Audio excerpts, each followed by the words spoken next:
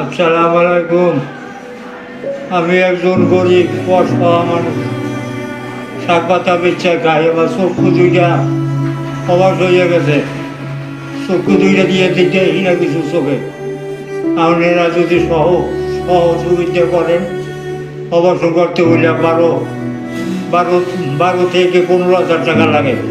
গরিব মানুষ কই পাবো, করবার কোনো নাই, আমার সংবাদ নাই। আপনারা যদি সাহায্য করেন, আপনাকে উচিলায় চক্ষু দুইটা দেখে কাজ কর্ম করি, আল্লাহর কাজ করিয়া যাব, অন্ধকার কবরে হইতে পারি।